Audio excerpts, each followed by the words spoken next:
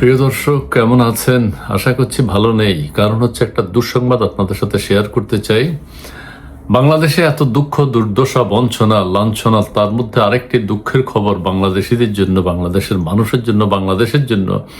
সেটি হচ্ছে সৌদি আরবের সোফা কারখানায় আগুন। সৌদি আরবের সোফা কারখানায় আগুন। 12 বাংলাদেশির মৃত্যু। 12 বাংলাদেশি। কোনো কোনো পত্রিকায় লিখেছে 7 জন, কোনো কোনো পত্রিকায় লিখেছে 10 জন। এটা হচ্ছে কালের কণ্ঠ, তারা লিখছে যে 12 জন বাংলাদেশি নিহত, তার মধ্যে 7 জন হচ্ছে নওগাঁ জেলার।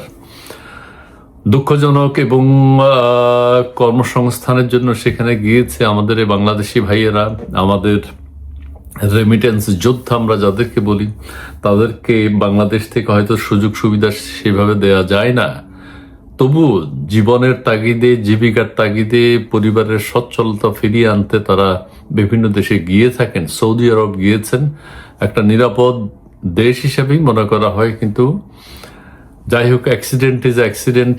সেখানে সৌদি আরবের সোফা কারখানায় আগুন, 12 বাংলাদেশের মৃত্যু। আমি একটু পড়ে শোনাই দুঃখজনক খবরটি। সৌদি আরবের রিয়াদের খোরদাম শহরে একটি সোফা কারখানায় ভয়াবহ অগ্নিকাণ্ডে 12 জন বাংলাদেশির মৃত্যুর খবর পাওয়া গেছে।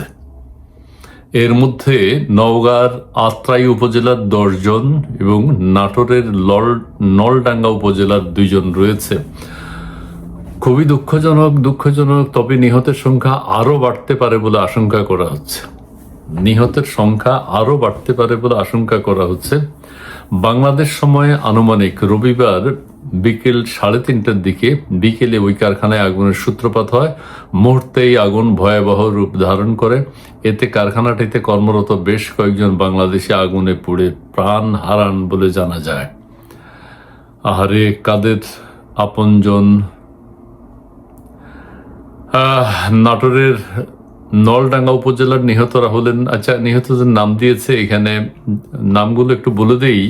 আত্রাই উপজেলার নিহতরা হলেন শাহগোলা ইউনিয়নের উদনপই গ্রামের মৃত ময়েন শেখের ছেলে ফরিদ শেখ 32 বছর বয়স, কালিকাপুর ইউনিয়নের গন্ডগোহালি গ্রামের মোহাম্মদ লুৎফর রহমান 32 বছর বয়স, কলিমুদ্দিন 30 বছর বয়স, মোহন জান্ডার ও রুবেল।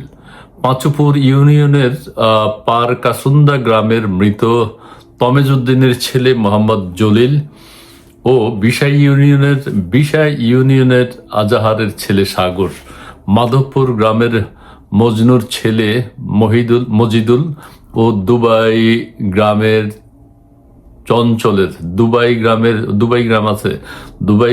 চঞ্চলের ছেলে হাসিবুল হাসান শুভ 30 ও মৃত বাদলের ছেলে সুমন।